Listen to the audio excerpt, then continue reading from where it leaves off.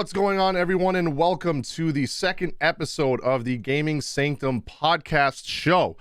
Today, we're going to be pretty much talking about all the news that happened over the last week, and including Jump Festa, which they showed a lot of stuff there. I'm your host, Legions Gaming, joined by my co-host, Junior and Chill, JBZ, and X-Ray PC. How you doing, guys? Doing great. Pretty awesome. Good to hear. We're gonna pretty much start the show by saying we're gonna do this a little bit shorter than last time, because last one was pretty long. But we had a lot of stuff to talk about last time. We had Game Awards, and there was a lot of hype stuff shown, so it's kind of crazy. But this one, we should have it a little bit shorter for you guys, because I know there was some complaints saying that it was very long. Apologize for that. But yeah, in the future should be an hour to an hour and a half long.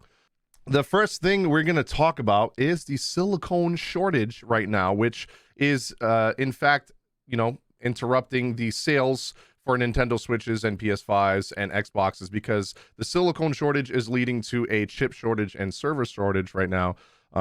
And it totally messed the sales completely. You guys remember how crazy the sales for the Switch were last year? I pretty much gave up on. Yeah, they're always crazy, but like now the numbers this year were like almost half. Excuse me? Yeah, like crazy.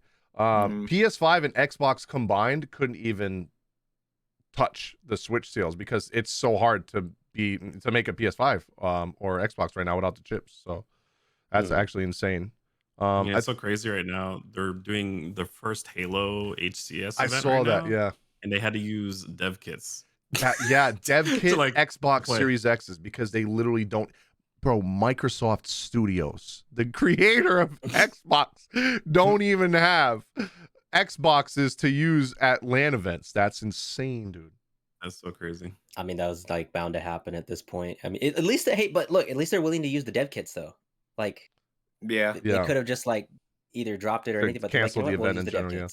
Yeah. But the bad part is, like, I guess if anything goes wrong, they could be like, well, if you would have given us a real Xbox instead of a dev kit, then, we wouldn't have these issues, but whatever. Like, either you play it.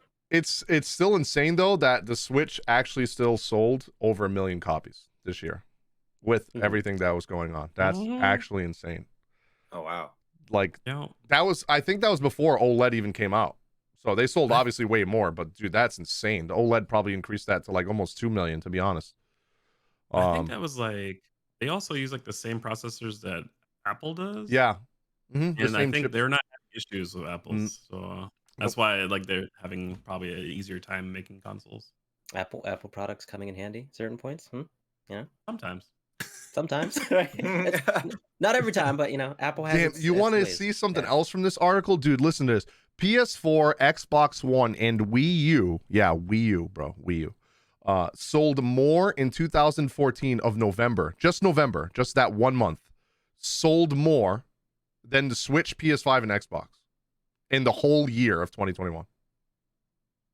Scalpers aren't scalping hard enough, man. They scalped harder back then. You know what I'm saying? Dude, 1 month sales for older consoles sold more than PS5, Xbox, and the Switch. That's crazy.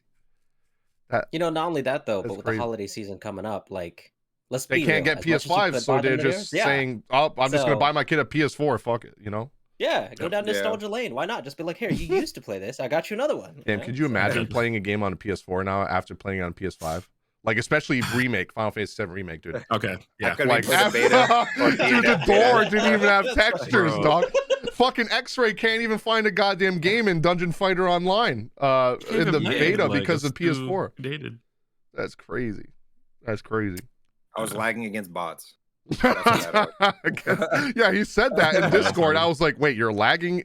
He's like, I'm lagging. I was like, wait, didn't you just say you were fighting bot? How are you lagging against bots? It makes sense.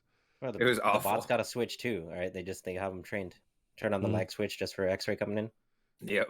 And then to end actually real simulation. That article, to end the article, with now the sales are now logged in the record books. Nintendo Switch has now been the top selling video game console for 35 out of the last 36 months.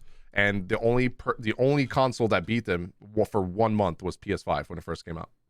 Yeah. That's crazy. That's because the Switch That's actually solid, sells like so. a monster, dude.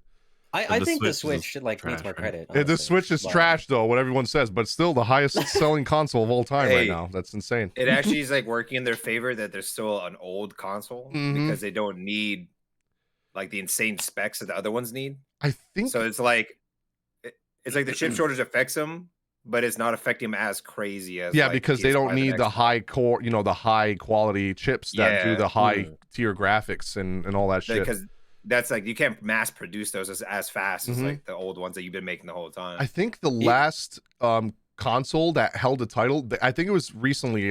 This was before we started the podcast. It was a couple months ago. I think PS2 was the last console that held the title of most sold console ever. PS1 and PS2. It was PS2, then PS1. Either I know it's PS2, but I know Wii was up there. Wii was up there too, but that was combined with the Wii U sales too. I thought the PS4 passed it though, right? PS4 did pass it, yeah. No, PS4 eventually passed it. It was like a couple months ago. That's what the whole article was, that Nintendo Switch and PS4 passed PS2 and PS1 sales. PS2, so, I'm surprised the Xbox 360 was a lot higher than I thought it was. Like I thought started it was sold kicking off this year mainly, but like last like 2 years. Like the 360, I think the problem was the Red Rings of Death. People were just afraid to buy it at a certain point. Yeah. Oh, 100%. Like you heard Red Ring, and like it's always associated. I went to the PS3 though, 4 Xboxes because of the Red Ring. But the PS3 though, for what was it, like 2 years, you couldn't play online. Oh, PS3 was terrible. All the time. I'm a Sony fanboy, and PS3 was fucking sucked. I love PS3, but dude, I was like, when I couldn't play online, I instantly told my mom to buy me Xbox 360. I was like, no, I just want to play Xbox. PS3 kind of was like, oh, I'm just gonna play Xbox because I always had a PlayStation console, and then I always had an Xbox console too. But then 360 came out. I was like, damn, 360 online, much better. All my friends have 360, so I get to play with all my friends. They have all the best shooters, blah, blah, whatever. And then PS4 came out. I was like, damn, this shit kind of lit. Wait, God of War. Okay. This is interesting. I didn't even look at did you look up the stats? Yeah. Like PS3 is the worst PlayStation of all time, right? Yeah, but it still did better than Xbox's best console of all time, which is the 360. Right, 360. Yep, right. Yep. Which is crazy. That's how much Sony fans. And then when people tell me that exclusives don't sell consoles, like, dude, you are out of your mind. Like, oh yeah, they have to have exclusives. Like, but I think it's like it's fine to have exclusives, or it's like a PS4. It should be PlayStation, a PC, or Xbox and PC. But I usually don't like it when it's like only PS5, like Ratchet and Clank. They're starting to do PC. I don't know now. when I'm getting that. They're starting to do PC now. Like God of War, Horizon Zero Dawn coming to PC. Yeah, I thought I would have never thought. Well, God and if God of War's coming, like that maybe means Spider-Man might come eventually too. I pray. If that would be great, dude. Spider-Man at 120 FPS, bro. Can you imagine swinging? See, like the thing though about it, like if you make it where there's no exclusives, then you end up with an Xbox Series X.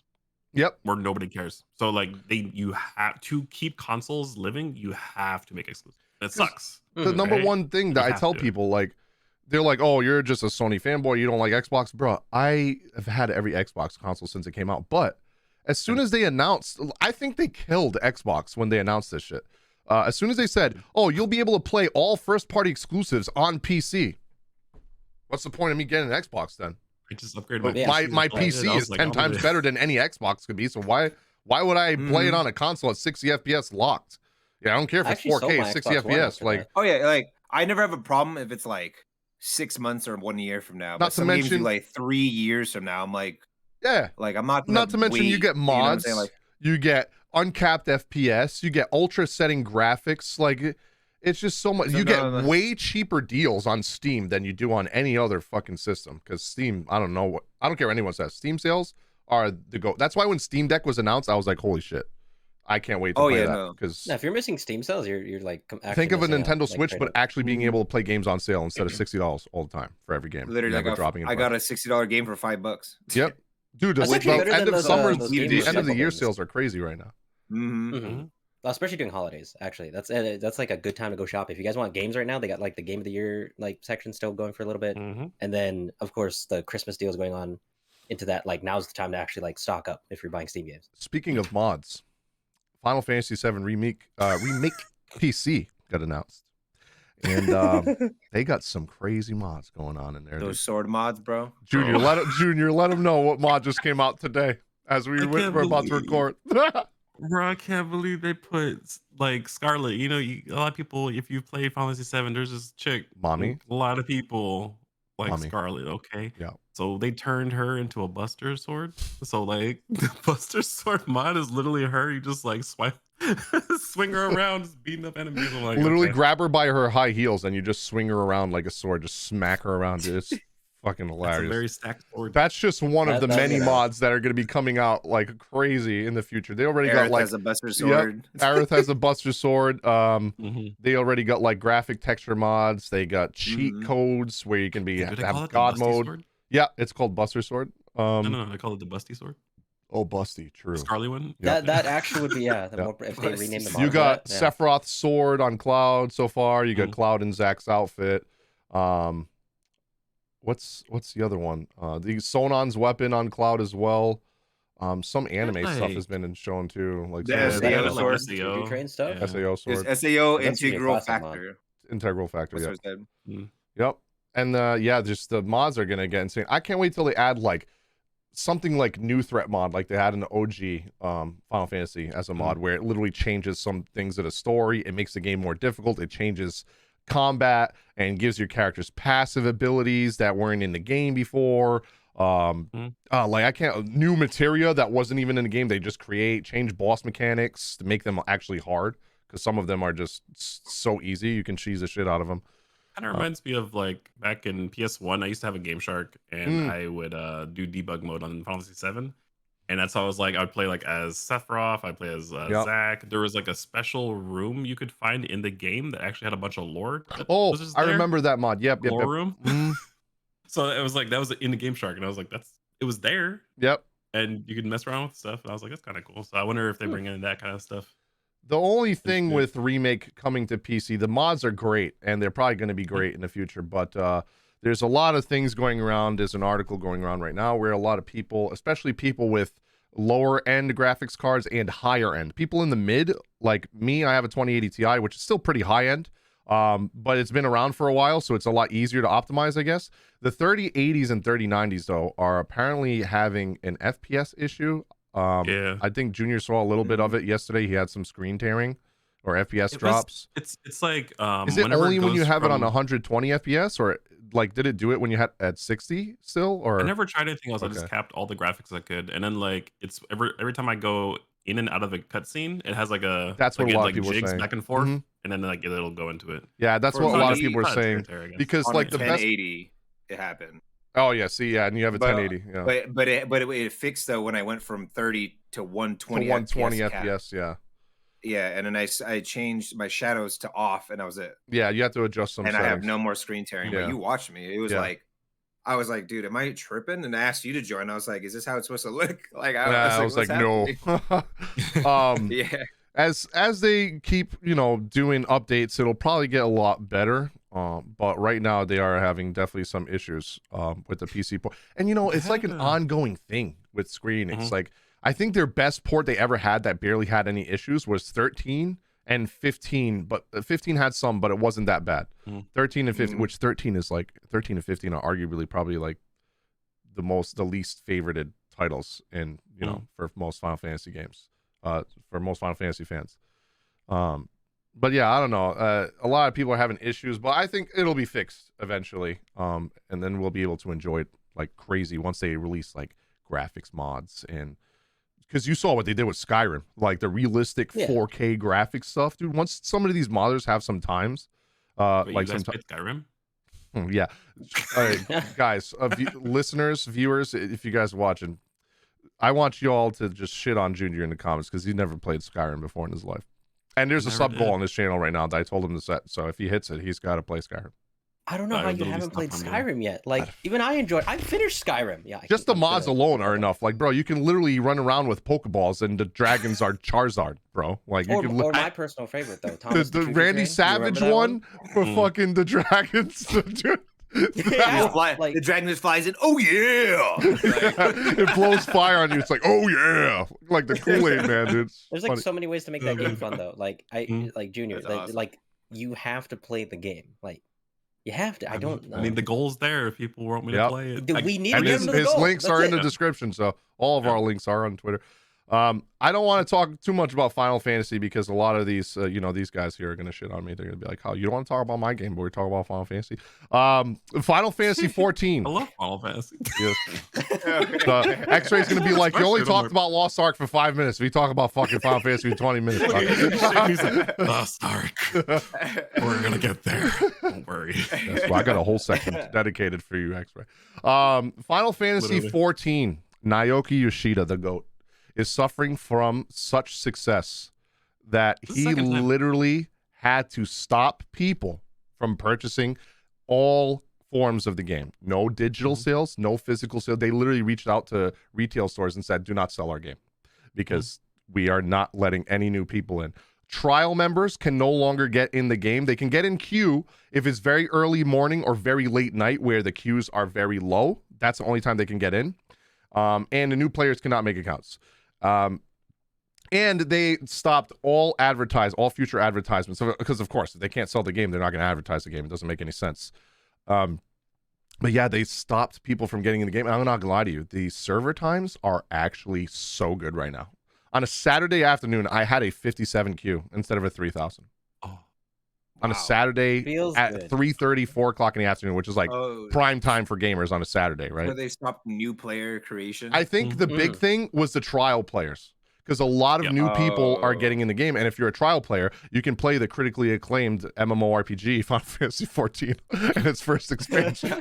The meme's too strong. Heaven's Ward up to level 60. Yep. You'd enjoy it now. And so a lot of people were enjoying, playing the trial version. And I think there were so many people playing the game for free in the trial version that as soon as he stopped letting people get in, the queues went down by more than 70%. I was like, dude, that's why.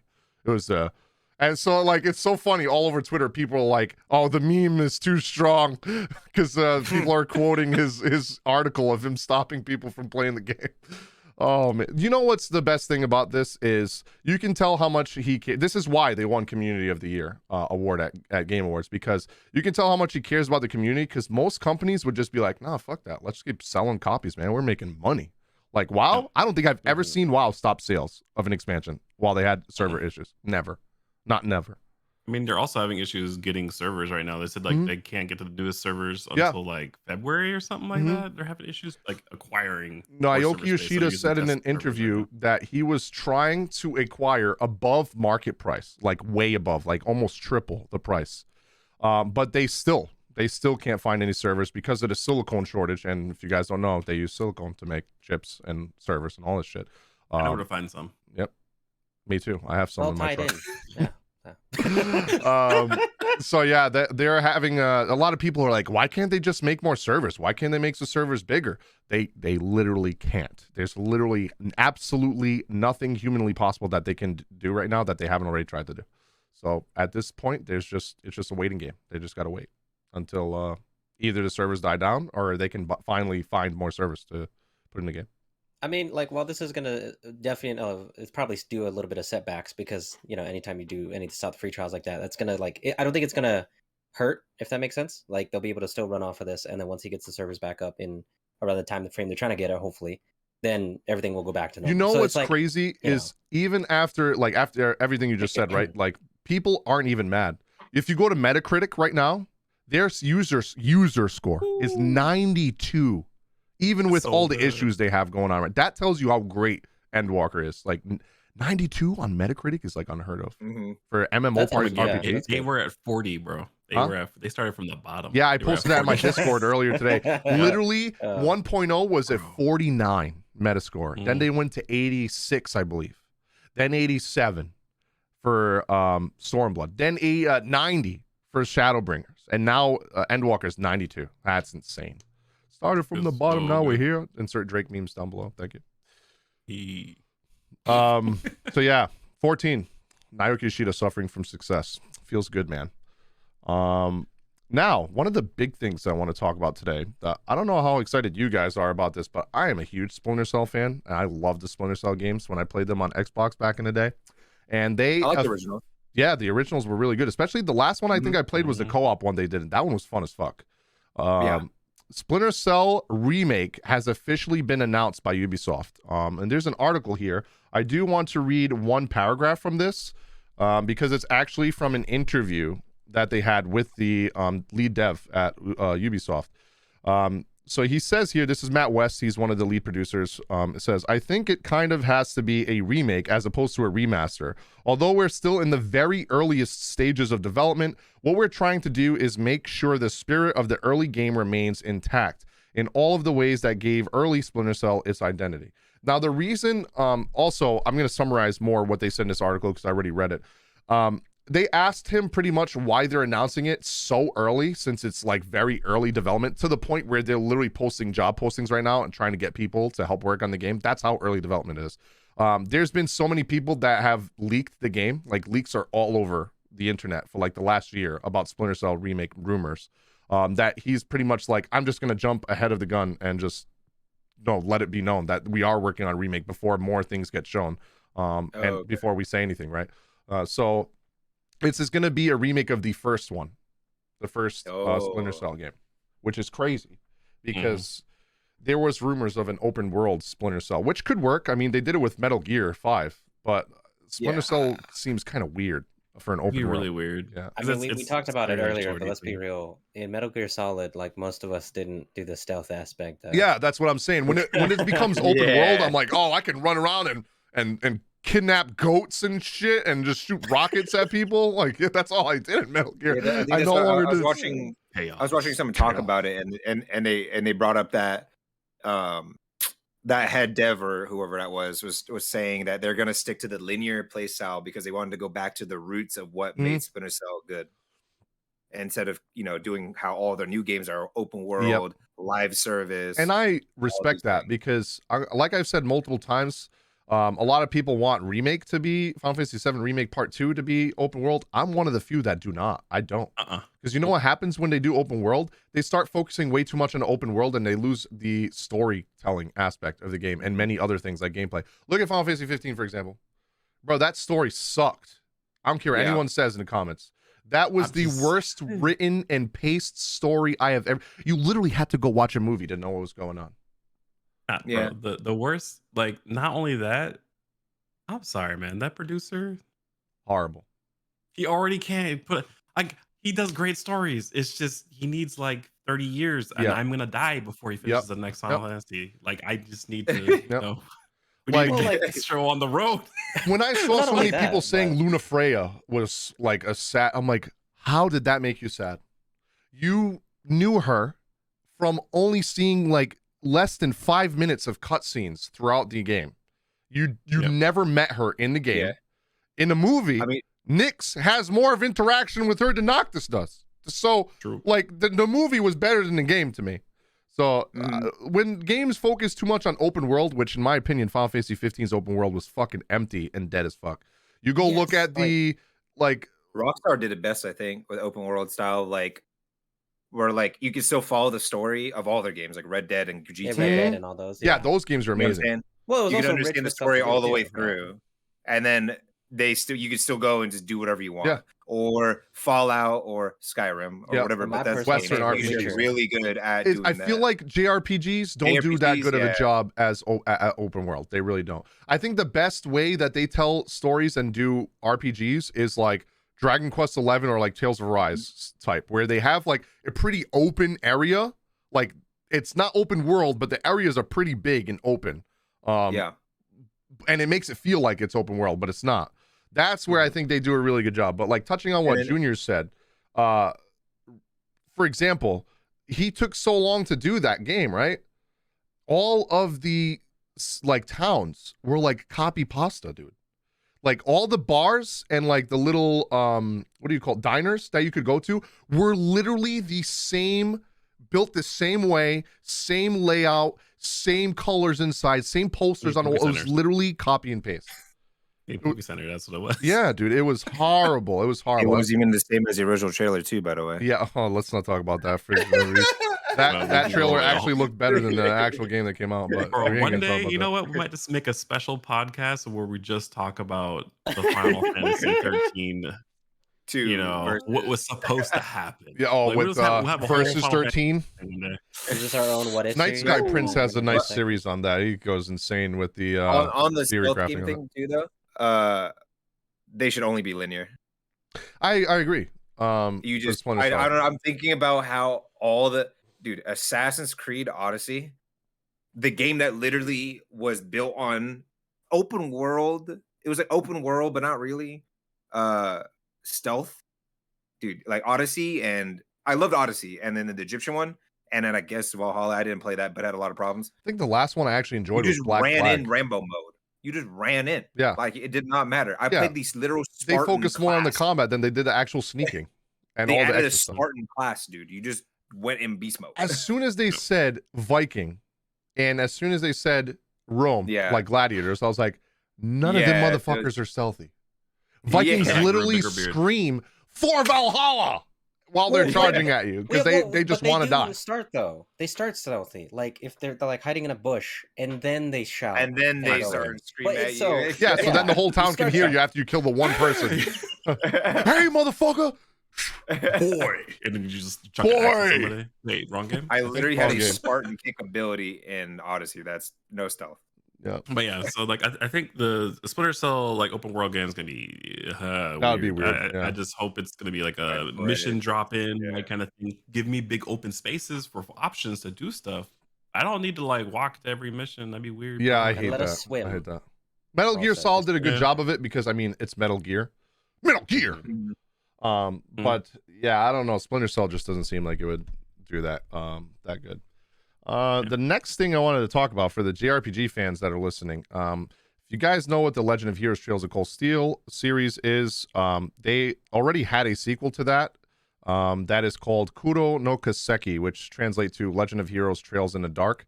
That game got released a year ago, and apparently actually last week, I posted in Discord for everyone to see. Last week they announced the sequel to that one, and that is 3 games ahead of the global versions of the Trails of Cold Steel shit that we have. Games ahead. Yeah, games ahead. These games. Why? Okay. But yeah, 3 games ahead, and Trails of Cold Steel 4 is the last one we got globally, and we're still missing the sequel to that, which is Hajimari no Kaseki, which is the sequel to 4 and closes out that series completely. Kuro no Kaseki is the start of a new chapter, like a new arc. Think of it like anime. Trails of Cold Steel is one arc, and then Kuro no Kaseki starts another arc with another character and another cast.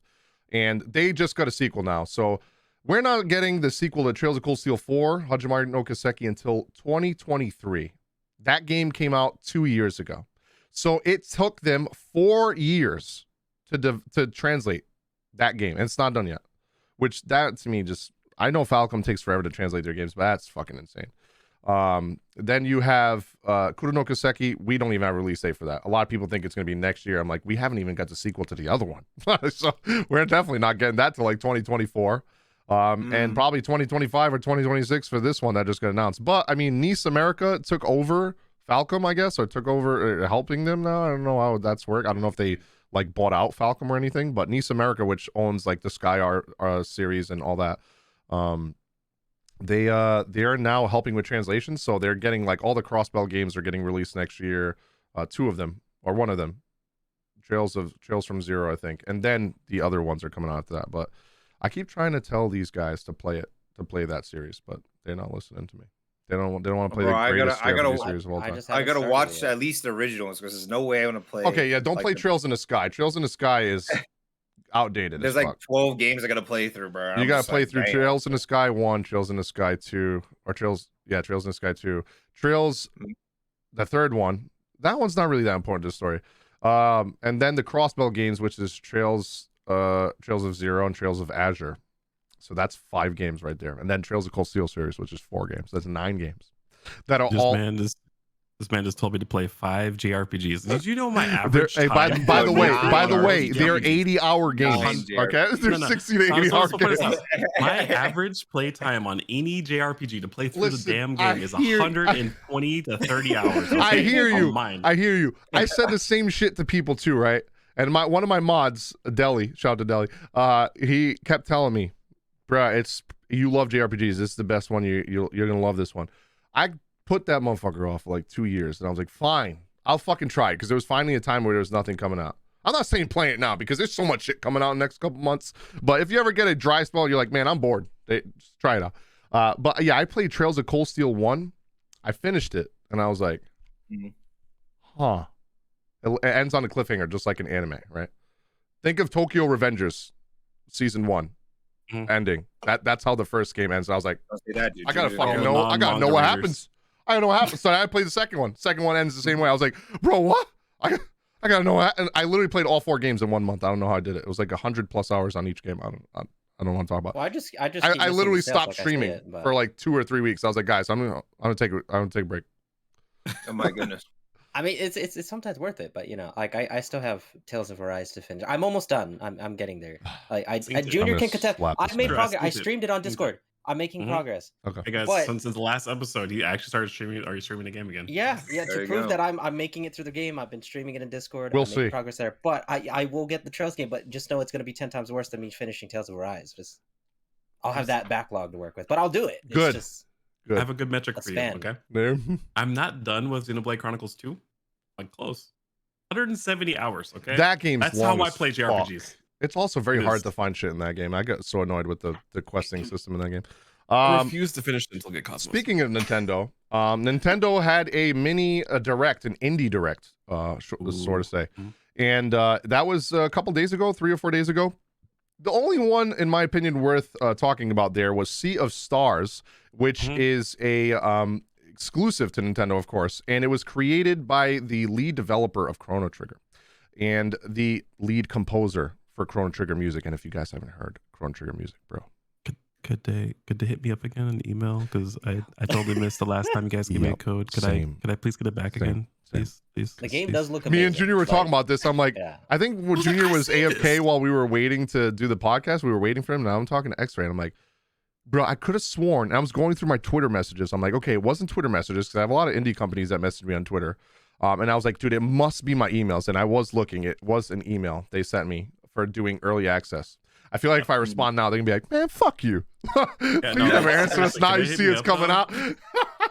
But I might reach out to him on Twitter and ask. You didn't believe in the dream. Yeah. If you shoot your shot, you just they might just be like, it was in early access, and they wanted me to play the game and make content on it to promote it, and I was so busy at the time. I think it was like MHA and Disgaea and stuff, and I was like, it sounds like about the right time, because like I remember I saw a bunch of stills, and I'm like, I've seen some of these scenes. Yeah, bro. it looks good, right? It's so good. I remember seeing it. I'm like, damn, this looks really good for an indie game. If you guys haven't seen it yet, for audio listeners, look up the trailer for Sea of Stars. It's coming holiday 2022. It's like a minute long, but man, it looks like a beautiful. The art in it is insane. The art. I think it might I was like, wow. win indie game of the year next year, unless something else like Kenna comes out next year. But they haven't really seen anything announced indie game wise for next year that looks nearly as good as Sea of Stars does. Besides maybe what is it? The Death game that we saw at the Game Awards. That's an indie game, right? Death, Have a Nice that Death. Might be the those two are going to be the contenders for next year, for sure, because they both look amazing. Are you sure it's not better than the indie game Pokemon Legends Arceus? Bro. I'm gonna be honest with you. I've seen indie. Look at Kenna. Kenna looks better than fucking Pokemon Arceus, and it's an indie game. The next thing on the list here is Tencent acquires Turtle Rock Studios. If you guys don't know Turtle Rock Studios, that is literally the development team for Back 4 Blood, the ones that created the Left 4 Dead remake kind of reboot. That's crazy. Tencent is just taking over the world, dude. I mean, like, I'm China. okay with it, though. Because, like, Riot's doing fine, so I guess. Like China literally had to make new laws and change everything in their country involving video games because of Tencent. Because Tencent literally grew too powerful and too rich. Like they literally made more money than the government. That's how much money Tencent makes. So Tencent is now acquiring a lot of stuff in the West and trying to move some of their stuff to the West because they're getting fucked in China. China hates them. Get hit with all the monopolies and laws. The Hoyo is moving out, and like all these companies are moving out because they don't want to deal with the government's like control over them. I'm telling you right now. All right, FBI, you can find me after if you listen to the podcast. They try to do some shit like that in the United States. I'm assassinating the president. I swear to God. Do not do these laws in fucking America, because God, imagine if you could only play for 3 hours on a weekend. Ooh. What would you do, bro? It's pretty What? that's Like, I would already literally have to go like- stand outside and be like, man, I'm life trying to think- sucks. Like, So I'm trying to think of like I'm German citizen. I'd move to Canada. the problem. So the problem with their Bye, like, guys. Chinese government of how they handle things is you have to literally put your it's not ID, your social security number into the database so that all the video games know your social security number. Yep. So we And like then the we government used to will all always cover know Chinese games, how long you play. and now we don't, because like we used to play One Piece Fighting Path, which was a Chinese game. I wanted to It's try cool, Towers I of saw. Fantasy. Tower of Fantasy is also on this list. We'll talk about how they're not doing too good later. We wanted to try a bunch of games that are Chinese only. But it's so difficult to even try playing them now. Even if you use QApp to download the APK or use a VPN, it don't matter. You literally need a Chinese ID now to enter in to be able to play any of these games, because you have to be And that's over what 18 to I play. think too. It's crazy. So yeah, Tencent taking over the world, dude. Already buying more studios in the West. And now the next game, the one we just talked about, or I just brought up, Tower of Fantasy in China. Not doing so good, unfortunately. I know I mainly hyped it up last time, as a lot of content creators have hyped up the game. Because let's be honest here, a lot of people love Genshin. Genshin looks amazing. This game looks as good as Genshin, if not better, but you get to create your own character, and it is actually an MMORPG that you get to run around, see other players in the world, unlike Genshin where you have to join their world to do that. You fight bosses. It's literally MMORPG anime mobile game that has a PC client. Chinese only. The gacha is only, I believe, weapons and costumes. Everything else is obtainable through grinding the game. The stamina system is really good. But the main problem that they're having with the game is they're getting review bombed, but not in like a bad way where people just say, hey, I pre-downloaded the game and I can't play. No, it's literally reviews that are like paragraphs long, complaining about bugs and saying that the game was not ready to come out and it probably should have came out in another year from now, and that it was rushed. And the company knows this, but they literally could not do another year because the people that were funding the game did not want to fund it for another year. So they said, you need to release it. We need to see something in return from what we've been, paying you guys to make. And apparently there's been 10,000 player login queues for a mobile game on each server. 10K plus. That's crazy. In China. New Final Fantasy? And nobody else can play. Yeah, and nobody else can play. So that's not even like, can't play Trials I guess there is some global players, because there's global reviews on TapTap. And there's global players that are leaving reviews and they're enjoying it. I don't know how they're enjoying it. But apparently the reviews from the global side are okay. Players, bro. Yeah, probably. Probably people that were mad about the 1 year anniversary, and they're like, fuck Genshin. Fuck Mihoyo. But yeah, man, I'm kind of sad about this news, because that means global's probably going to be getting pushed back. I hope it does, because if it's not ready to come out, then don't release it. I'm sorry. I'm tired of getting like hype about any kind of mobile game and it just coming out like insanely ultra mid or worse. Yeah, no, I get Slime that. was butt, bro. Yeah, Slime was Slime had no end game, bro. You know what's funny? They just added Crucible. I haven't even logged in. It doesn't. I couldn't log in for a month, bro. Wait, it's like 36 levels. It's like it was so bugged I couldn't log in for a month. Wait, so Crucible's not a monthly thing? It's a Crucible beta, so like it's one of those things where like you play it and they're trying to gauge like how much rewards and like all that kind of stuff. Do so people still play our game?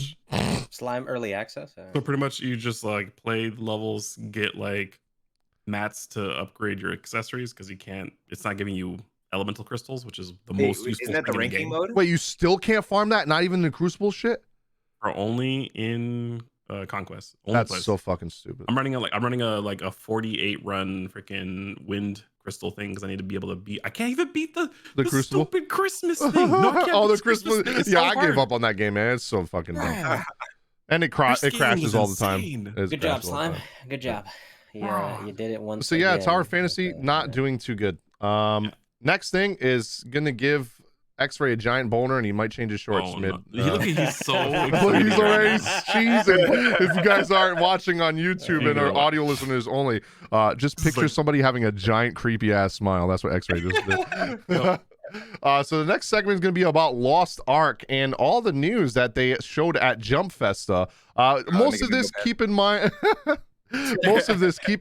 is Korea only, and the Korea version's been out for like 2 or 3 years now.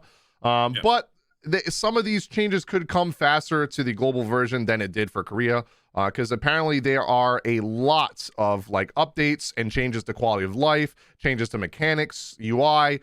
There's 3 new characters, 4 new continents. You got mod support coming in. You got new housing. Apparently you couldn't, from what X-Ray told me, you could not like change anything in your house before and make it look pretty and all that, but now you can do all that stuff. They're adding world PvP, castle sieges. Think of like maybe if you've seen Ashes of Creation, it's like that where you get the raid stuff like that. But yeah, Conqueror's Blade. Oh god. Yes. See, I have a home.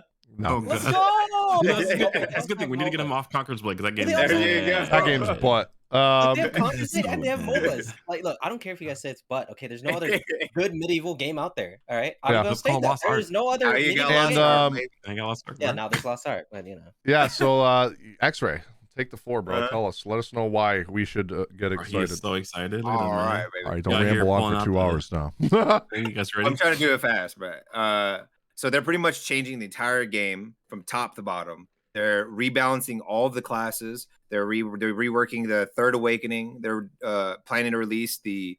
Wait, so are the Awakenings like Black Desert Awakenings where you totally get new skills and stuff? That's crazy. Yeah. Okay. Yeah. Wait, so there's reworking that for all 3 classes. Awakenings?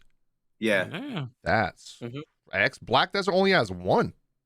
It's like it gives you a weapon. Awakening. You press Control C on Black Desert, and you go into like you transform or like switch up forms and awaken. Like you have so you have like your skill trees like these 3 nodes. You can choose 1 node in each tree. Oh, but does your combat actually change, like your skills and stuff? Yeah, your tripod. That's the tripod, it changes like your entire skill. That's and so what they're reworking is they're going to go through the entire skill tree and rework all the ones that aren't fun and or are bad. Oh shit! Because that's their plan for the entire year is to not nerf any more classes. Really, they want to like buff everything that's not fun. Okay. So that we probably won't see that for a while, but so it gives you more playability though. There is things like let me go through here like the selfie system. DirectX 11 is 100% coming to us because that literally comes out next week on Korea, and I feel like a lot of these changes happen because of Amazon and because they see how, dude, this was more popular than freaking New World.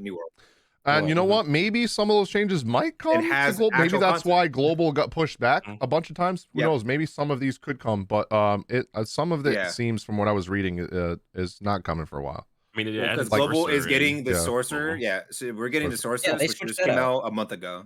Okay, that's pretty good. I mean, I feel like that's a lot easier to introduce than actual like mechanic changes to the game. That's probably a lot harder, but releasing a new character is probably a lot easier than changing a bunch of mechanics in game. Oh yeah, they're even revamping the whole UI and the continents, how you spend gold, dungeons, raids. The continents probably ain't coming for a while. Oh, the PvP continent, that's probably end of the year. Like that's probably gonna come here. Skypea. So the floating island is sick. Each continent usually adds a raid or 2. So, okay. There's no way. So how many continents are out right now? Like in the Russian version you played, how many continents do they already have? Oh, like a lot, like the whole map. Oh damn. Okay. For the most part, they just add islands and things to the map that you can sail to. They're pretty much as big as. So they're not necessarily continents, but like they're not add-ons, like as like big maybe as the islands main or something. Continents. Okay. Yeah, they'll be like giant. So it's like islands. World of Warcraft, how they do some expansions where you'll go through a portal and then it'll bring you to like this big island or something. Yeah, like that, so right? like that Skypea one, the coolest one to you guys, the Sky one, right? Elgasia. It's called Elgasia. It is canon. That is like, it's literally that's so the PvP continent has its own storyline. Elgasia is the main storyline. Oh, so that's where all of the angels cool. are from. Yeah, and I don't know how you get there. Apparently, you fly on a dragon. Yeah, you see the dragon in the trailer. Yeah. So I mean, like, guess we fly on a dragon and we get to fight angels and stuff. So I don't know much. They didn't say much about the story. And then with that, we get 2 of the Legion commanders. If you ever see Legion commander, it's Demon Lord, like pretty much the big bads of the entire storyline. Oh shit. Okay. Have you ever seen any other MMO? Yeah, pretty much. So we're getting 2 of them in one continent, That's crazy. or like at least back-to-back content. Oh, that's So good. they got a lot of stuff that they're adding. Again, listeners, that was all from Jump Festa, and there was the Korean version they were talking about. So we might not see that global for a while, but some of it, we don't know. Like characters and continents may be a little bit easier to implement, but like big mechanic changes and UI stuff probably going to take a little bit long. Like especially the stuff that they said is going to take a year or more. Female Berserker as well. Ooh, that's the class I want to play. That's the one with the great sword, right? She looks yep. Wait, is she going to be at launch on global? She might be soon because it's just so they're trying to add all the classes that are gender locked. Wait, so is it like Black Desert and I literally have to switch? Like, is it like Black Desert where if I level a male Berserker and then the female Berserker comes out, I'm gonna have to level the female Berserker because all her moves are different? Yes. Right? Okay. It's like that, yeah. So they'll come with their own class. So like the male demon or the male gunner has complete different one different class than the female gunner. Though that's how they'll do it sometimes. One different spec or something. I want to play the paintbrush chick. February, also, guys. big thing is What is February 18th, right? When the global comes out? February 11th. 11th. Yeah, and then 11th, the 8th. yeah. That's what it is. 8th if you get early access to Founders Pack. Yeah. But also the last big thing is mod support, where you can literally just like simplify it. It's a Dota 2 mod system, Warcraft 3, where like you can make your own mode and they give you like everything. an own Halo PvP Forge. mode? Oh, okay, that's pretty cool. It doesn't have to be PvP. You can So make it's like a Forge PvP and Halo mode. where you can make your own map. Yeah, like literally Little Big Planet. Oh, okay, that makes sense. Yeah. You can make all your different game modes. Yeah, you can make it. You could literally make the Mario game mode. You can make like a game mode where you fight bosses. They made a fighting game where you become the bosses and That's fight pretty each cool. other. That's pretty cool. Yeah, you know what I'm saying? So anybody can make that. So that's gonna be the cool thing. I think that's the coolest thing ever. Yeah, JBZ, like you said, like your guild in like Conquer's Play was talking about like the Lost Ark changes too. Like, what was your guys' thoughts on that with the? They were watching Jump Festa, and Sieges, they saw Castle Sieges, and remember now, a lot of them transferred from Conquer's Blade. They were trying New World, they were trying Myth of Empires, which also turned out not to be that great. And they're like, we're just looking for that new home with the whole kind of like army aspect, or just like big PvP presence. And Castle Sieges was it. Like they saw that, they messaged at the same time. X-Ray was like, JB, look at this, and I'm like, and then I got on my Discord, JB, have you seen that? I'm like, I'm seeing it. Yeah. I was like, I was looking at the MOBA part because I as a MOBA player, I'm like, wow, we get to this game has it all. And I'm like, wow, I have a home, I have an apartment, I have a condo. I'm like, I get some dogs and yards. I was like, this is home. I can actually call it home without having to finish a JRPG. Oh, I'll finish Tales. I hate But you. like, I'm gonna slap you. Don't piss me off. I'm gonna fucking fly down. I'm gonna go to Hawaii next year on vacation. I'm gonna fucking find you, dude. I'm gonna sit there. My vacation is gonna result in me sitting there and making sure you fucking finish Tales of Rise. Yep. Over his shoulder, but I have finish it there. Okay, so levels. It's all done. But yeah, point He's being, like, oh, I'm gonna have to go walk my dog. Finish the fucking game, JPZ. I'll walk the dog. I'll walk your damn dog. It'd be great if you walk my dog. Like, I'll be on Discord still. Not playing the game. So I hate you. I mean, like if it pulls another community from another game, which of course you can't go the dig, it's kind of dead. It's pretty much it. But I was about to say, Conquer's Blade has a community. Well, it does because there's no other. It's just a medieval game like that. Anyway, but like, yeah, if they're hyped for that and they've been like looking to leave that game for quite a while, that says a lot. So Lost Ark is not just like the hype. It's like they're bringing. I mean, yeah, it is hype, obviously, but it's like they're bringing so much variety. That's a lot on their plate. So the thing Lost Ark has to do, especially with Amazon and them all involved, don't mess that up because now you can't take that back. There's no take back. Yeah, so Lost Ark, February 11th and February 8th, if you buy the Founders Edition, is global. So definitely look out for that if you are a MMO fan and you're wanting to play something that is very heavily PvP oriented, or even the dungeons and raids in that game are really good. And I can see a lot of people are going to play. Even Asmongold's been excited for it. A bunch of big it's the only MMO I care about the story in, bro. Yep. That story looks pretty good from what I've seen. I read the entire story, bro. I'd never do that ever. The next small thing, me and Junior are probably the only ones that play this. JBZ, I think he does, but he doesn't finish games. So Genshin Impact, Ito came out, the new Geo great sword character, and this man hey, remember He's the all only you buff that man I need said in my he life. was gonna be trash, just like Zhongli and Ganyu was? Every Guess what? time. Surprise, we were right. Me and Junior even said it in the last podcast. Motherfucker's broken. He I was is like, so watch him just busted. slap really hard, man. Yep. He Oh, it's- literally hits on his basic attacks for like 10k plus each swing. And that's with like not good gear. Okay. Like I've seen people That hit was, for like, like 30, crazy bad. 40k each basic hit. That's crazy. Mhm. I actually Um, logged in to do There's, polls. there's Junior was even there for people that, doing so. trick shots now with him because he has this thing where he throws like a grenade geo thing, and people are just eating them off of cliffs and hitting hilly trails with them for like 150,000 damage. It's kind of funny. No Oh my reason. gosh. That is It's a kind of pastime, funny. if any. I've seen Vincente He do scales that off of too. defense, by the way. Yeah, defense. And guess what? There's just a set that came out during Albedo's re-release or event banner, and it Mhm. literally boosts your defense. So it's literally made for him and 30%. Albedo. Yep. Great. How much? Yeah, 30% Oh, so he's just a better 30%. Noel. Yeah, that's bigger than like the freaking Gladiator set. I was like, bro, that's... Yeah. Is he just better Noel then, pretty much? He's He's a a way god. better Noel. Noel He's hasn't like- been relevant in like, yeah, Noel's not even relevant anymore.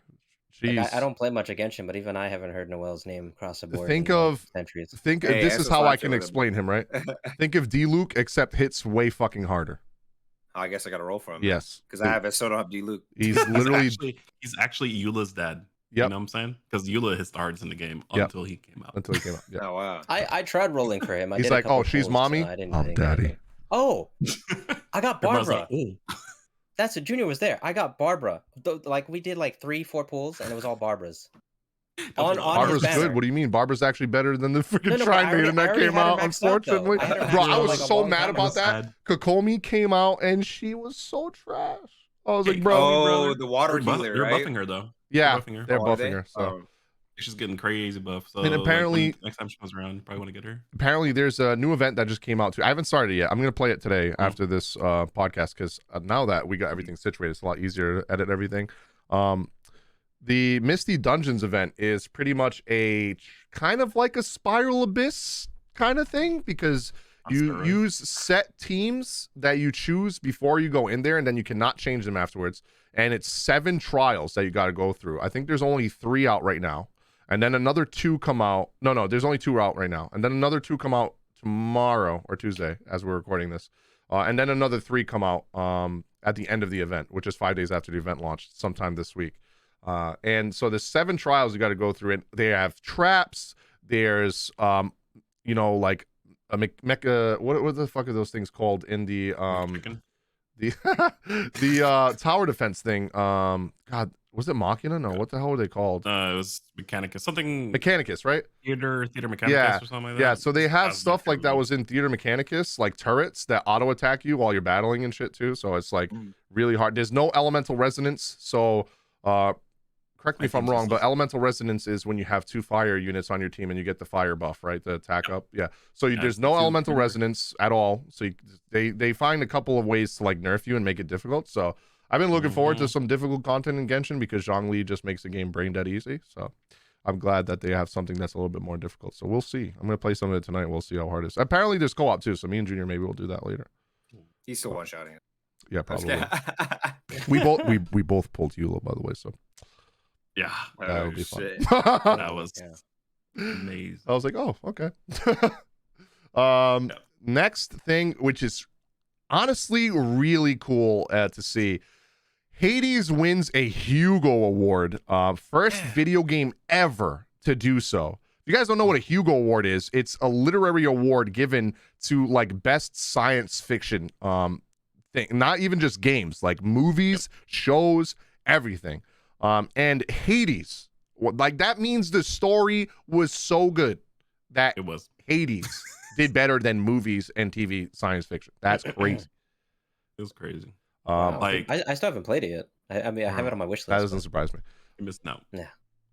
It's like At least like it's there. Hades is this crazy story. So it's like it's one of those ones where like it's a roguelike already, right?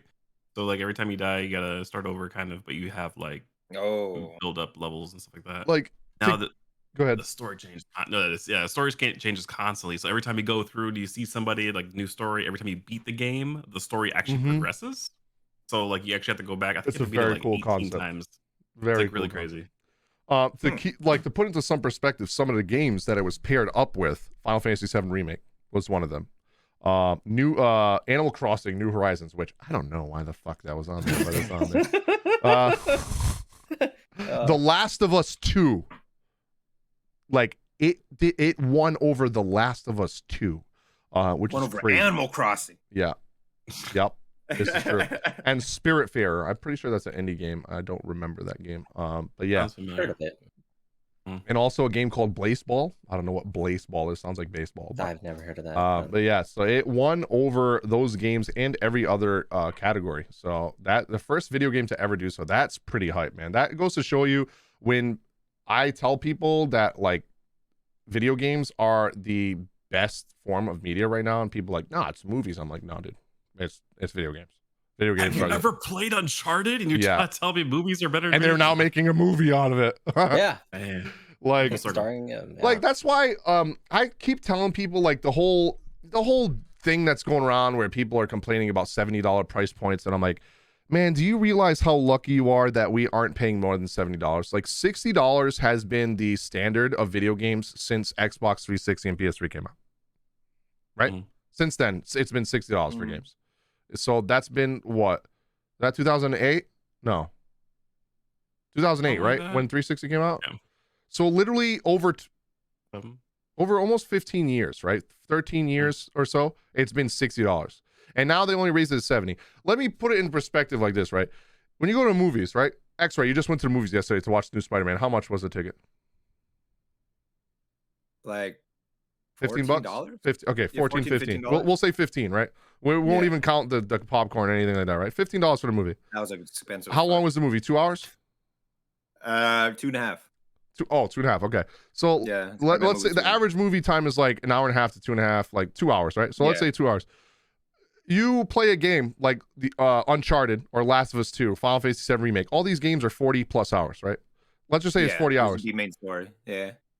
If you go see 3 movies that are 2 hours long, that's already $45. So you see 4 movies that are 2 hours long. That's $60.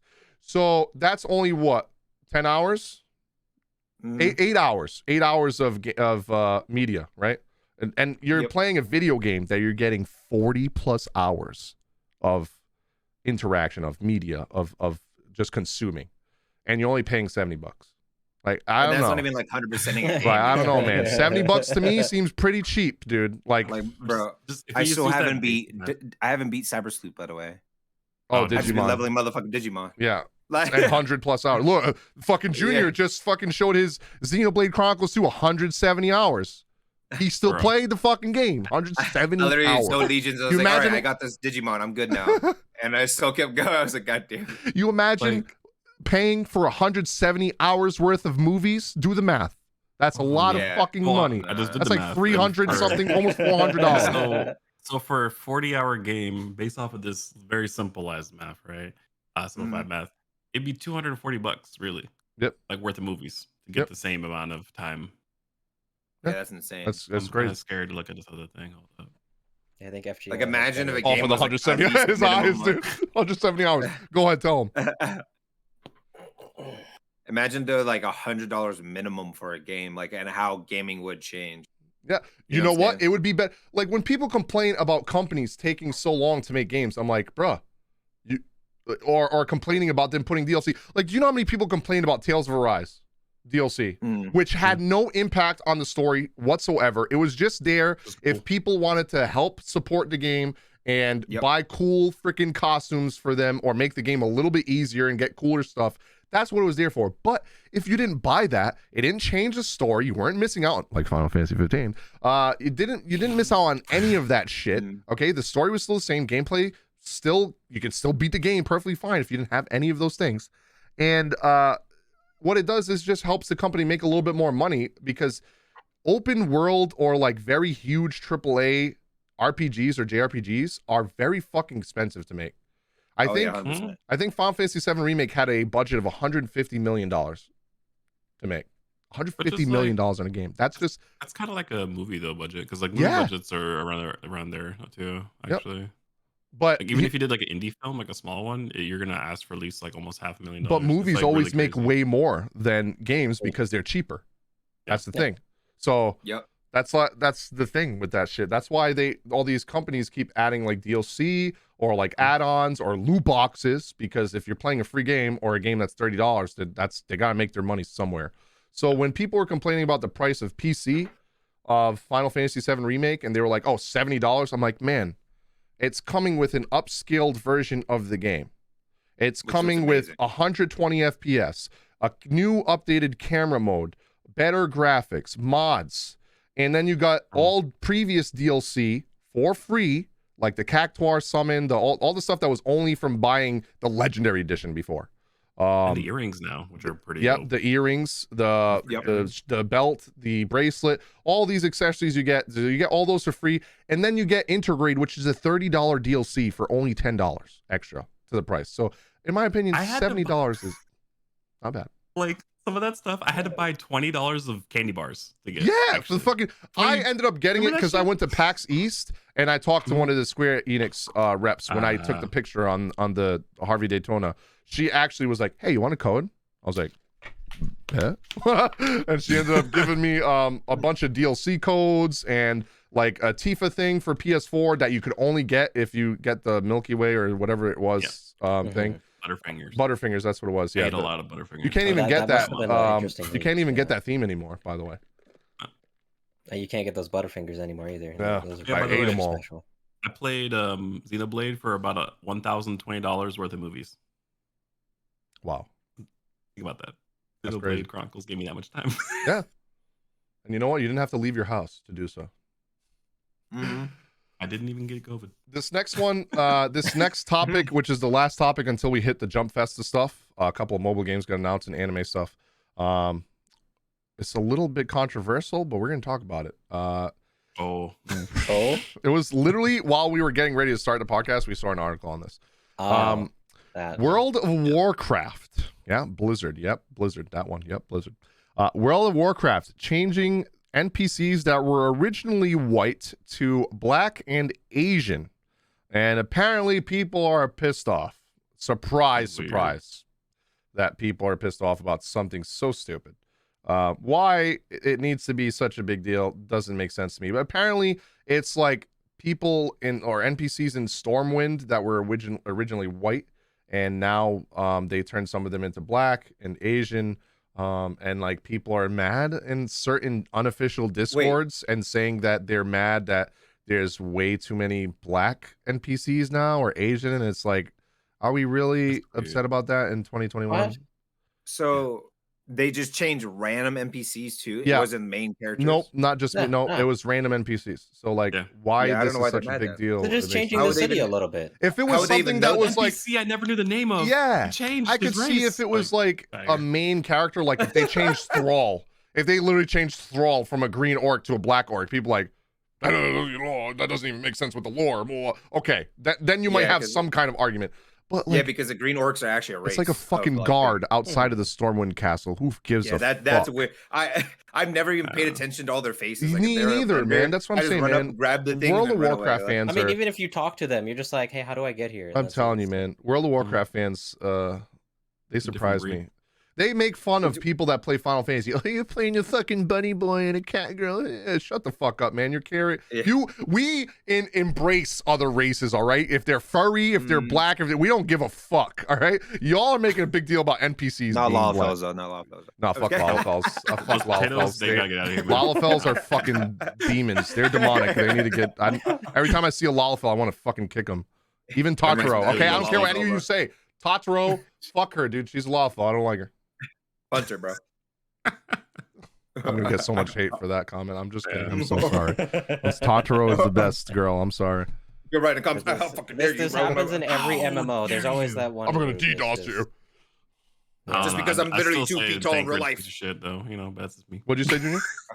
I say Thancred's like crap, but Here we go. No. All right, listen. He grew. He definitely grew in that. But I'm not gonna lie. I understood what you were talking about. He did piss me off. And also, I rewatched the VOD of what I was talking about. He does say "I love you," and he's talking to the other Menphilia, the one that which is still kind of weird, but they don't really talk about what the age difference is. The only thing I could find online is that he's 5 years older than Menphilia, like regular Menphilia. But it was still a little weird because he kept talking about her in previous expansions, how he was kind of like not a father figure, but took after her. So he kind of acted like he was. And then he said that, and then he said, you know, like, thank you for everything and I love you. And I mean, to me, that fuck with him in real life. Huh? I wouldn't fuck with him in real life. You know what I'm saying? Like, I would just be like, I don't know, man. I gained so much respect for him. He fucking Discord 1v1 draw Jeet, bro. Okay, we're not gonna talk about spoilers, but bro, I earned respect after he 1v1 that motherfucker. He's like the guy like in a zombie apocalypse. Like, I'll keep him in the group, but I'll be like, this motherfucker's over there, bro, on the other side of the room. All right, let's jump into Jump Festa. Jump Festa. Okay, the best thing that they showed. I literally nutted as soon as I woke up this morning because X-Ray kept tagging me and shit. It was Black Clover mobile. Right? Yeah. Oh, okay. Bleach. Yeah, Bleach too.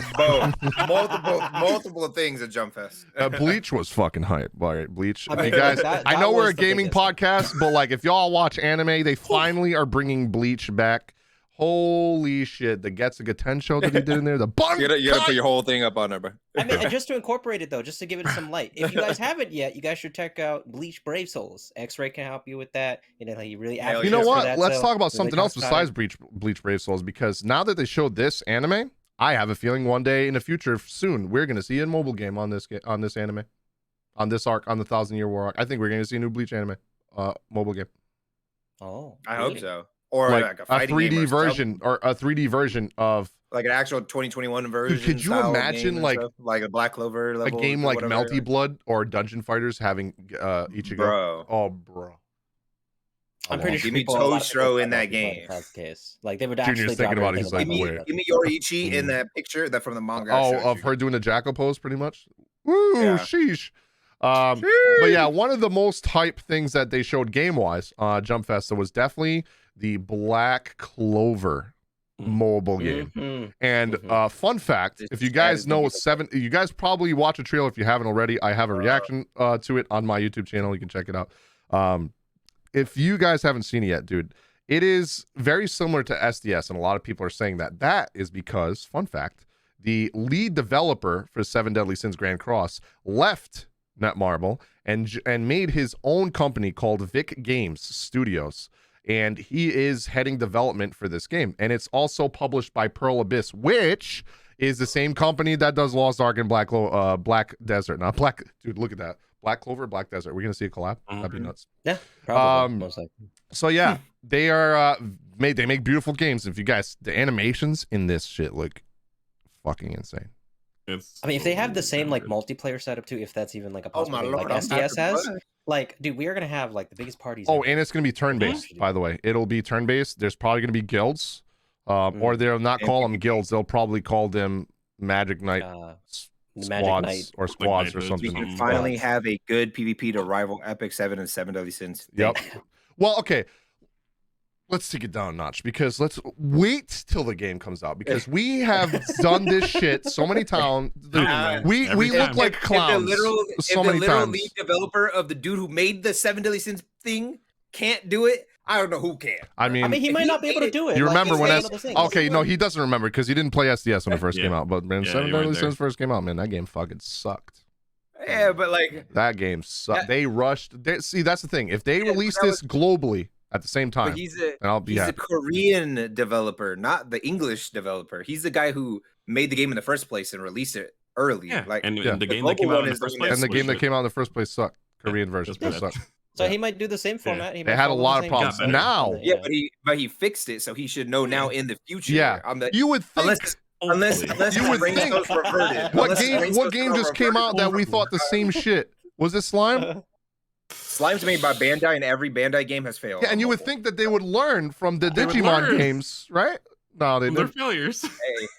That's a prime example. That's actually the prime example. I am very hyped, but I'm very optimistically, like, I'm cautious of I'm excited about the prospect of the game being amazing. Yes, we'll see. Yeah, but I have been burned a bunch of times, but it did everything they showed in the trailer was hype as fuck. Even like the town exploration, like they had in SDS, nothing like SDS. SDS, you see like 3 or 4 people in the town.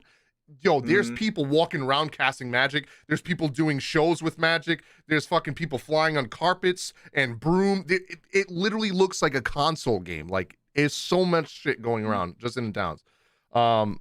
And what else is there? Did animations, the story, the cutscene? You guys thought the cutscenes in SDS, like the meme of the game looks better than the anime. It's true, the game does look better than the anime for SDS. But Black Clover, I'm gonna be honest with you, if they do that diamond fight in the Diamond Kingdom, what was it? The guy from the Diamond Kingdom. Remember how so many people hated that animation? It's gonna be way better than the anime. Just from what I saw on that, it's gonna look so clean. 100%. But yeah, the only thing that gets me kind of worried is Pearl Abyss, because they are kind of scummy when it comes to their pay to win stuff. They are very pay to win in Black Clover. They ruined that game. That's what I think. Like the monetization, just like Slime. Like Slime rushed a ton of banners for no reason, and we couldn't get enough free gems. That's why I'm hoping Global comes out at the same time. I couldn't get my gems because I couldn't log in. So I was like, oh. I'm hoping Global comes out at the same time. Global is at the same time because they already have a Facebook. It doesn't say worldwide. It doesn't say worldwide release.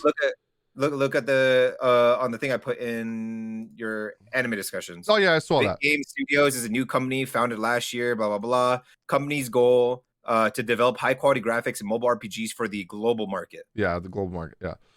It doesn't even say like Japan only or Korea only. They haven't said any release date at all. It just says coming soon, 2022. So it literally could be within a few months. As soon as we see a pre-registration, you'd know that I will definitely be talking about it on my YouTube channel as well. So as soon as there's news, I'll be 100% talking about it because I am very hyped for that. And we're definitely going to make a guild like we did. Let's just give you guys an example of the guilds we've had in the last couple of games. Me and Junior kind of combined our communities, and in the last couple of games that we've done guilds in, and we've literally absolutely dominated. Like MHA, we were #1 on our server, and we're still #1. We literally screamed, "Whales assemble!" Yep, true. We didn't even what is it? We haven't even played the game in so long, and we're still #1. We were on server 3, which was the highest populated server on MHA, and we were the #1 guild. So if you guys are looking for a guild when the game comes out, feel free to join. Okay, all our info will be down in the description. So please spend money. Yes, wheels are welcome. Okay. And then the next game, me and Junior fucking freaked the fuck out because we are huge Persona fans. All right. And Final Fantasy Brave Exvius War of the Visions. You guys know their art style is actually incredible, dude. Like their art style is insane. I love their art style. And now they're having a Persona 5 Royal collab. They're having Queen, Violet, and Joker. What's Violet's name again? Is it Kasumi? Yep. Kasumi, right? Makoto and Makoto and Joker. And dude, they look incredible. The animations look actually incredible. Akira is the main character's name. Actual. Oh yeah, the canon name. Kurosu Akira. Yep. I played too much. I am tempted to re-download just because I'm gonna re-download the JP version. So the JP version is the one that's getting this first, and honestly, the global version is only 3 months behind. So you're gonna see this in 2 to 3 months. This comes out on JP in literally 3 days, as we're recording this. So literally Tuesday on the 22nd of December is when this update comes out. You're gonna be able to fight the first palace boss, which is what's his name again? The teacher.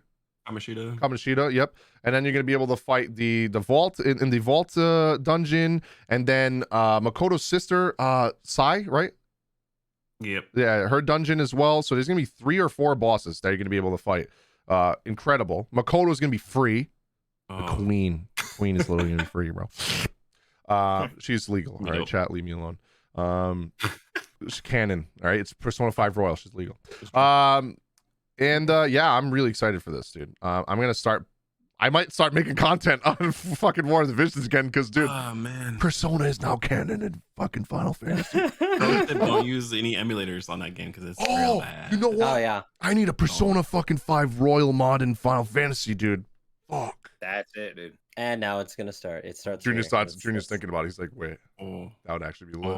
1 second, couple days, guys. Just have it. Here's a new mod for you. You're gonna start learning how to code and shit, so you can just do that. Persona. Literally, imagine Cloud just does Persona and Sephiroth appears, or Genova. Oh god. But yeah, dude. Might see Genesis finally. That's good. Loveless. Act 2. The FMA game wasn't part of Jump Festa, but it got announced literally like the same day. FMA game got announced a year ago. That's the same game. They just haven't showed shit. No, yeah, I'm saying like here's the trailer. Yeah, it's the They first did trailer. the gameplay finally. Oh, they actually showed gameplay? Yeah. Yeah, What the they fuck y'all didn't tell me about this? I gotta look at Wait, this you later. don't- Where are you? we thought you Posted were on the Discord. Yeah, Where we were you, talking bro? about Oh, that. and you watch the bro. trailer right now. Man, I gotta go. I on- thought these people were my friends. I got Bruh. What? I This thought it man's over posted here. in No, here. nah, we gotta go because we thought you would listen to our messages, bro. Like that Yeah, was Bro, okay, crazy. listen. Even I Did you was in the see loop all on the this stuff X-Ray posted in brainstorming for Lost Ark? Okay, I literally stopped couldn't- looking at that I chapter. read I all of posted that in stuff. a And then, normal thing. I was like, hey, I was streaming. I was like, yo, X-Ray, put like a couple key points of Lost Ark that we can talk about for a few minutes. you wrote And, Bruh. and then Junior messaged me. He's So- like, damn, that's a lot of shit. And I'm like, look at him, like, damn, it's That's posted a- for you now. You can. that's you a can, lot. You can We're take gonna a have to make a whole episode on this shit. God damn. And then, hey, it was an 8-hour live stream. What do you Yo, want me I to do? didn't tell you to I had check to it watch out. the whole Yeah, thing to find the key points. Like, that's a lot of key points, motherfucker. God damn. But so like the FMA trailer is Yeah, pretty you much guys it know about it. showed You guys like talk about it. look like a fighting game, right?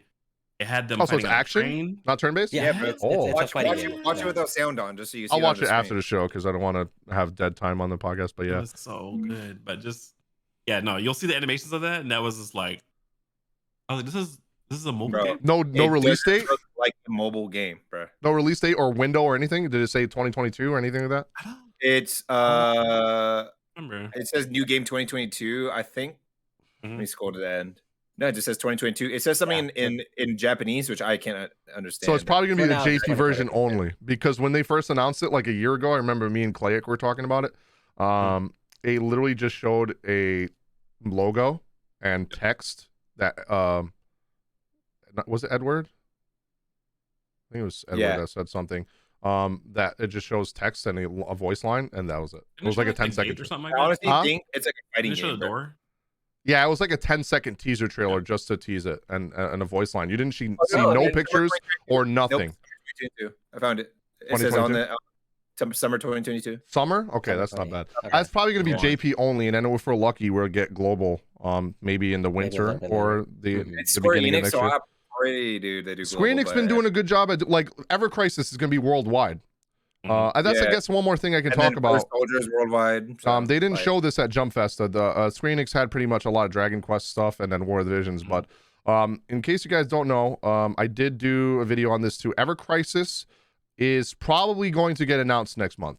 Final Fantasy VII Ever Crisis, the mobile game, because I originally thought the PC release was going to get announced next month, which is the 25-year anniversary for Final Fantasy VII of when it came out. I think it came out January 31st, 1997. So next month on the 31st is the 25-year anniversary. Since they already announced PC version, the only other thing that they could really talk about, maybe a fucking teaser trailer, but I highly doubt they show anything for Part 2 Remake. But I think they're going to show Ever Crisis because Ever Crisis will be enough to get people talking about Remake still and keep the hype going because they're going to be like, oh my god, the full compilation of Final Fantasy VII is going to be available in a mobile title. Ooh, before Crisis, Haven't Children, all that.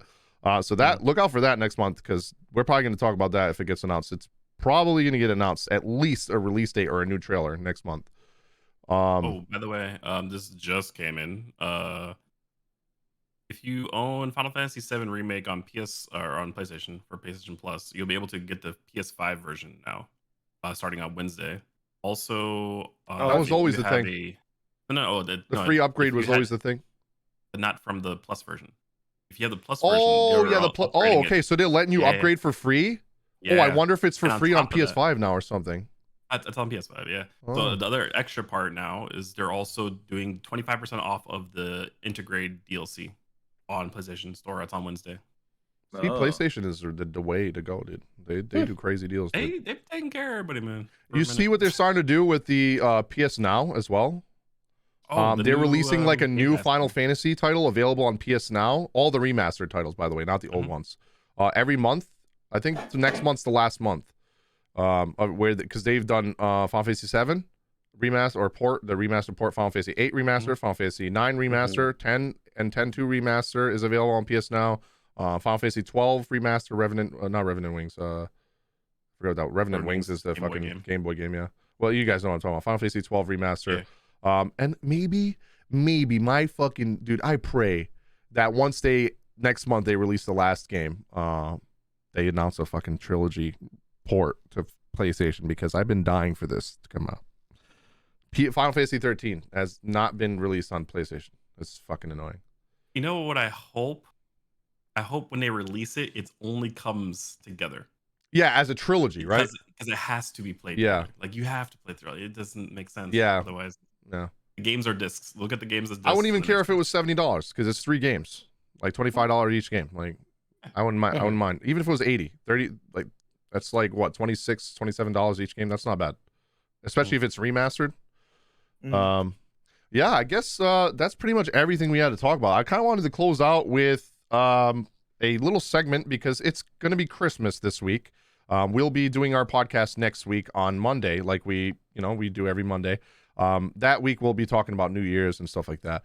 But this week, since Christmas is coming, I wanted to talk about 3 games at least that you were most thankful for, because it is the Christmas season and a lot of people talk about what they're thankful for the year.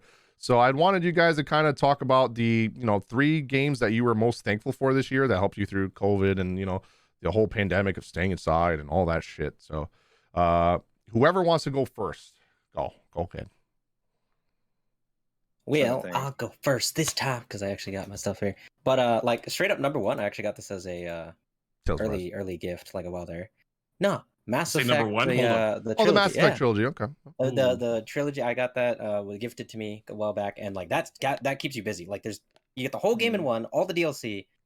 What's one huge package of if you're looking for a good story, and it's all fixed. You could play the first Mass Effect, and like the controls for the rover thing is no issues. So I was happy about that. Besides that, obviously these are the more obvious ones. But actually, League of Legends and TFT.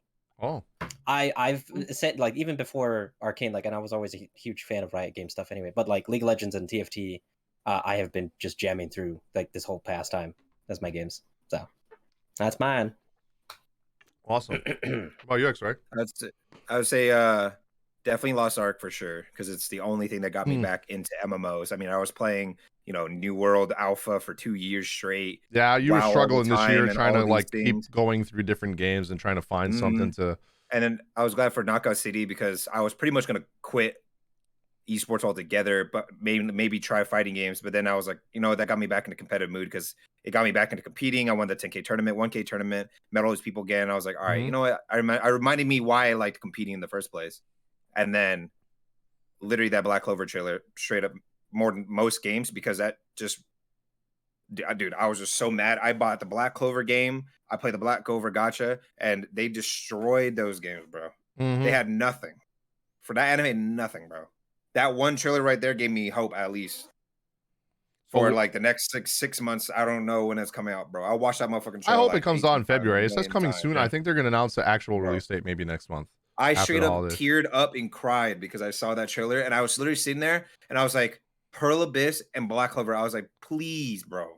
Please don't fuck this up, bro. So Lost Ark. I'm so tired, bro. Lost Ark was your favorite, and then you had Knockout. Yeah. What was the third one? Knockout City. Probably 7 Deadly Sins Grand Cross, to be honest, because I streamed it for the first 5 months of this year after Rogue Company, and I was like burned from competing and almost streaming. If it wasn't for 7 Deadly Sins Grand Cross, I would have just stopped streaming. I would have got back and got a normal job and gave up everything. Awesome. So, what about you, Junior? I think one of the ones that you have is going to be the same as mine. Well, like, might be not. So, like, games I'm glad that that came out I got this year is like Valorant, man. It was cool because it was a really awesome game. I got to meet so many people. I got to play with like so many different people that I haven't like played games with in forever. I had an esports org this year, so we played in the World Championships. A first qualifier for that. That was kind of cool. We didn't make it very far, but it was like at least cool enough to be like, I did that. We made a team and we actually competed in the World Championships. It's kind of dope. So like it's such a cool game. I can always come back into it. I can always find people to play with in that game, and I can always like there's like so much stuff going on. And it keeps things building and building and building. On top of that whole competing thing, the other thing it's weird because all the games I'm gonna say probably you're gonna be like, what the hell?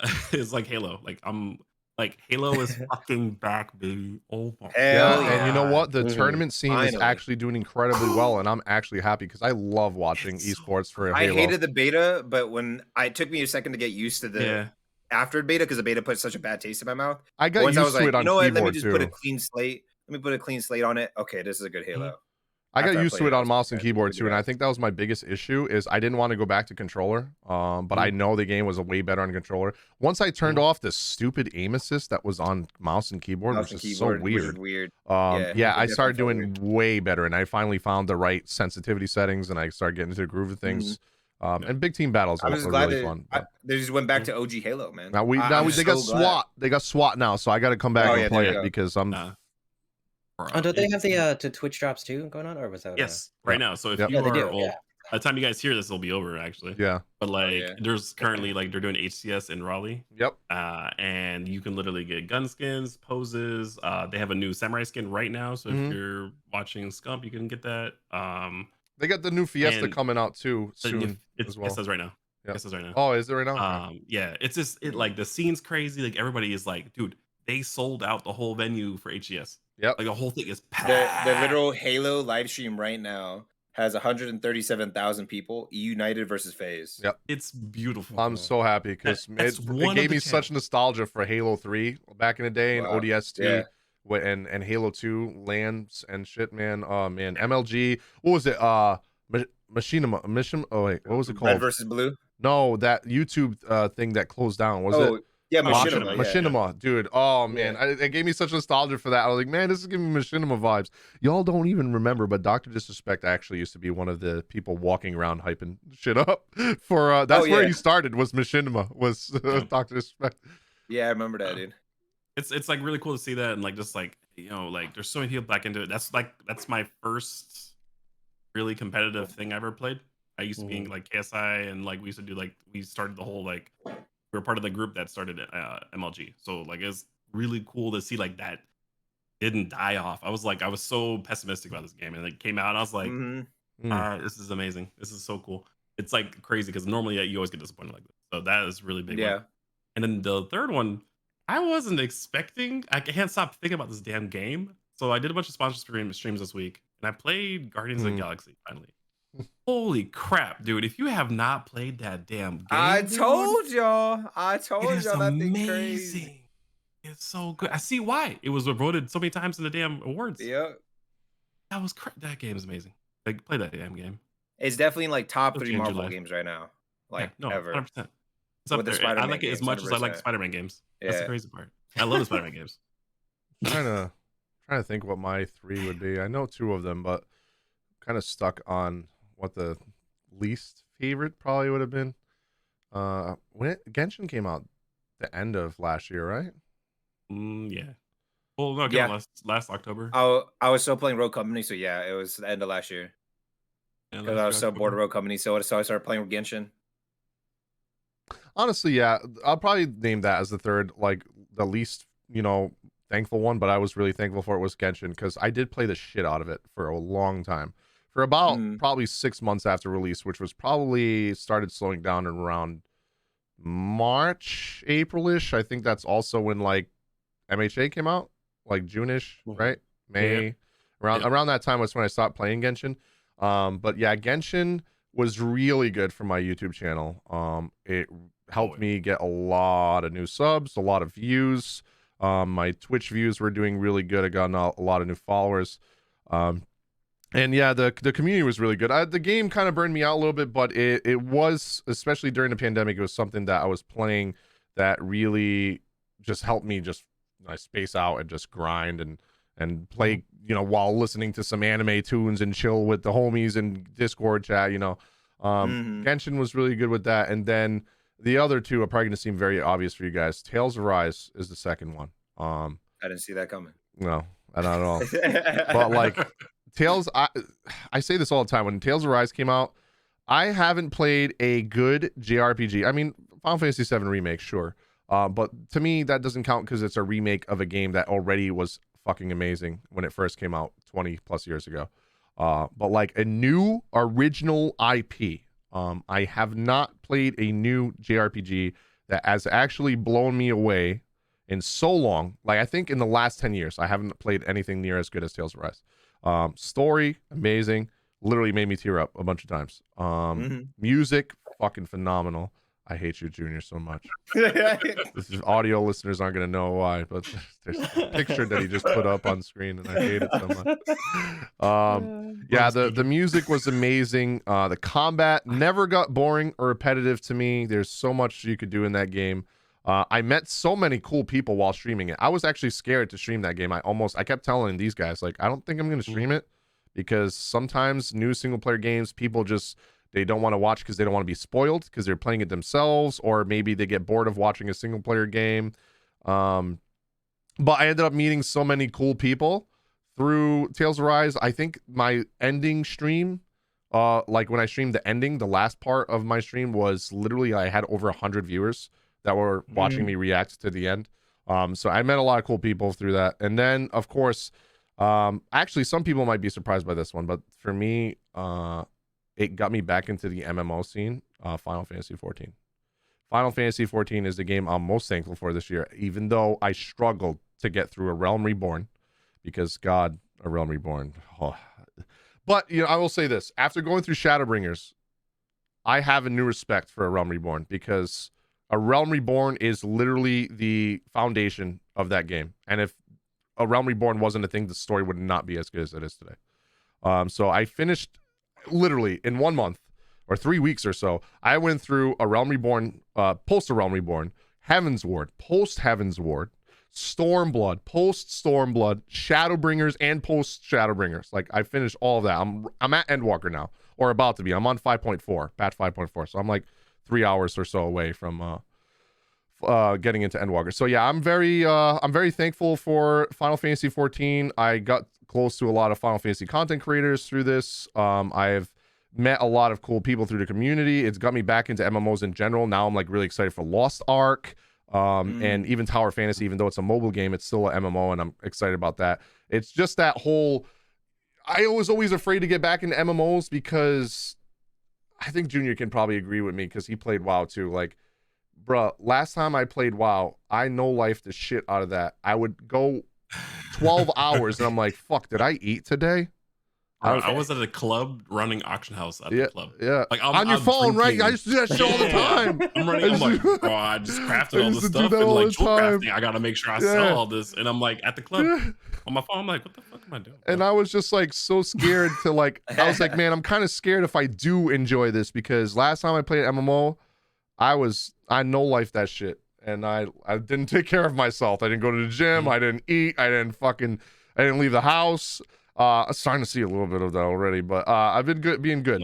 I'm already talking to Junior about like, hey, I'm caught up. Let's go grind Ifrit. Let's go grind Shiva. Let's go grind it. I need to get these mounts. Fun stuff. Yeah, the fun stuff. Now I'm finally at the end game, the glamour. Once I beat Endwalker, I'm gonna try to beat Endwalker so I can start doing some of that stuff. But yeah, Final Fantasy 14. Shadowbringers is amazing, bro. You were like, oh no, man, Shadowbringers, bro. Play that, and you'll understand. You'll be like, wow. Dude, I haven't even finished 5.3 yet. I don't think you finished 5.3 either, right? You're on 5.3? You caught up to me. Yeah. Caught up to me. So at least I'm on Storm. I'm already starting to see some of it. 5.2 already had like a crazy, like, what the fuck is going on? Like every Shadowbringers is like every 2 levels that you level, like for the main story quest, you're like, what the fuck is going on? Like, there's so many twists and turns. Just when you think, nah. There ain't no possible way that this can confuse the shit on me even more than it is. Nope, it does. Yep, it does. No, wait till the next part. Like I said, I think I'm at the start of 5.3, and that's like where I'm as at. soon as you hit that part, you're like, what the hell? Yeah, it's already going crazy. I'm not gonna talk about spoilers, obviously, because some people haven't. But man, if you guys haven't played Shadowbringers, if you're struggling getting through A Realm Reborn, trust me. I'll even tell you, just buy a skip. All right, if it's really that bad for you. I'll say spoiler. I'm just kidding. I don't know shit. I would say if you really can't get through A Realm Reborn, just buy a story skip and get to Shadowbringers, and at least watch a walkthrough, or like watch the cutscenes. They're all over YouTube, or watch a breakdown of somebody, like an hour video of someone breaking down what the basis of the story is. Because A Realm Reborn, you can skip it, but it's honestly, if you get to Shadowbringers, you're gonna see stuff in there and you're gonna be like, I don't fucking remember this. That's because it was in the Realm Reborn, and they're literally building upon it. Yeah, I rated in Realm Reborn, so like I literally did the whole game in 2 days. Yeah, like, actually, it's not even that bad, to be honest. It's boring. Just to get to raid. Like, is it boring? Yeah, some of the shit's boring. They already nerfed the side quests, so it's not even that bad. It went from like 100 to 60 side quests or whatever, so it's not that bad. They already nerfed it. They might nerf it again. No, but to be honest, I've done stuff in WoW that are more ridiculous than A Realm Reborn. You guys remember farming some of the dailies in like fucking oh yeah, the daily system is ass. In what was it, Mists of Pandaria? God, that almost made me quit the game. Yeah. And then Warlords of Draenor with the war thing that you the stupid dailies you had to do. God, that was all. Yeah, the garrison. The garrison that was stuff awful, bro. A Realm Reborn compared to that's not even that bad. And that was a later expansion. Yeah, that was like their 5th expansion. Like, and with you guys saw, like me and Junior were talking about, literally 1.0 Metacritic 49. Next one, Heaven's Word, fucking 86 Metascore, like literally doubled its score. Then the next one, Stormblood, 87. Shadowbringers, 90. Endwalker, 92. Like, and people haven't even finished the game yet for Endwalker, so that score might go up after people actually finish the game and go review it even more. Dude, Shadowbringers earned a Metacritic Must Play award. Yep. Like you have. That's hard. I don't know they gave that out. That's hard to do. That's hard to do. Oh, you got celebrities like fucking Doja Cat even playing this fucking game now. Like, that's crazy. Oh, You're gonna see a Doja Cat. Yeah. You're gonna see a Doja Cat plays? Yeah. Yeah. She posted a picture one day of her bunny girl on Final Fantasy 14, and she left no context to it. It's starting now at the age of Final Fantasy. What? Yeah, dude, it's crazy. Next thing we're gonna know is we're gonna see a meme of Snoop Dogg dying in a raid, and it's gonna put that clip with him just, God damn, fuck this shit. Actually, now I'm thinking about it. Next time Dave Chappelle goes missing, he's probably playing Final Fantasy 14, because last time he went missing, he played WoW like nonstop. So yep, this is true. I think he's gonna have a story to tell about it. So it adds. That is it for our show today, guys. We are going to leave you off with where you can find us. X-Ray, want to go first? X-Ray PC and all socials. There you go, nice and easy. JBZ. Twitter is the JBZ, and just Twitch is JBZ. Awesome. And then Junior and Chill everywhere. Yes, same thing here. Legions Gaming on all platforms: TikTok, Twitter, Twitch, YouTube, everywhere. You might want to tell them that it's a Z and not a S. Yes, Legions Z Gaming. Right? Legion Z Gaming. All right. Thank you guys so much for watching our second episode. Let us know in the comments or reviews down below how we did. Let us know what games you're thankful for this year for the Christmas spirit. Let us know what games helped you out through the year, what you were most thankful for. Give us 3 like we did. Give us the top 3. And that's what your favorite game was, and why was it Guardians of the Galaxy? Yes. Yep. And why it wasn't Final Fantasy 14, the critically acclaimed MMORPG. Suffering from success. You can also talk about Bleach, because that was crazy. But yeah, thank you guys so much for listening and watching. Don't forget to leave a like for us and leave a review. We really appreciate it. And we will see you guys next Monday after Christmas, where we will talk about a lot of stuff that's coming out next year for the New Year's Eve special podcast. Thank you guys so much for watching. We'll see you guys on the next one. Catch you.